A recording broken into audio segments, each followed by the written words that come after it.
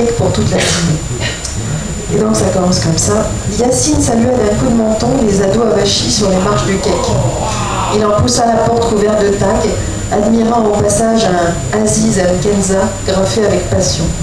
Le club associatif de quartier, CAEC pour l'administration et CAEC pour toute la cité, était le minuscule mais pacifique royaume de Khadija. La famille de la jeune directrice avait été l'une des premières locataires de la petite France, dans ces années où la grande cité sortait juste de terre. Le père avait alors du travail et sa femme, fraîchement arrivée du Maroc, avait déposé ses maigres bagages dans un appartement de la Baraguitaine.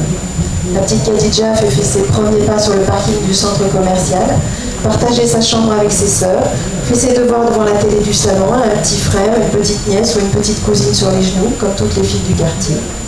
Mais en grandissant, Khadija avait imposé sa différence. Adolescente, la rumeur de sa beauté naissante avait résonné de cages d'escalier en porche d'immeuble, amplifiée par les échos de résultats scolaires époustouflants. Première en tout, de la maternelle à la terminale, du jamais vu dans la cité.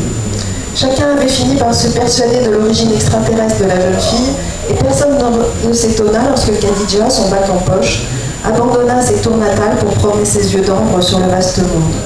Elle laissa dans son sillage un plein parking de cœurs brisés et la réputation d'une inaccessible étoile. En revanche, la surprise fut totale lorsqu'un beau matin on vit Khadija tirer, en secouant sa longue chevelure brune, la crinière rouillée du club associatif de quartier et entrer comme chez elle dans le petit local abandonné depuis des lustres. La nouvelle se propagea à la vitesse de la lumière et bientôt, plusieurs dizaines de badauds, grands et petits, collaient leur nez aux vitres empoussiérées derrière lesquelles vrombissait déjà un aspirateur.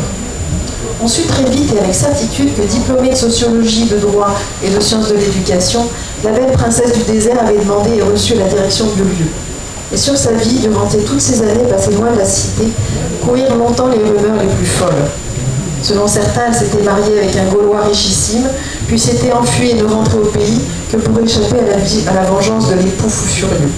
Pour d'autres, Khadija avait blessé un homme qui menaçait son honneur. Et d'autres encore disaient qu'elle était devenue experte en arts martiaux et pouvait d'une seule manchette briser la nuque d'un importun.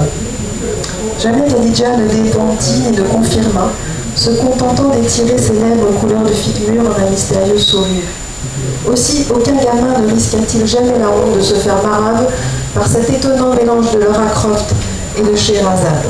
Et Khadija put transformer peu à peu le cake en une oasis de paix, un havre pour habitants en perdition. Elle trouvait un coin de table pour les petits qui terminaient là leurs devoirs quand les coups pleuvaient de rue chez eux, conseillait des grandes sœurs, récupérait des grands frères au poste de police, réconfortait des mères en pleurs et des pères désemparés.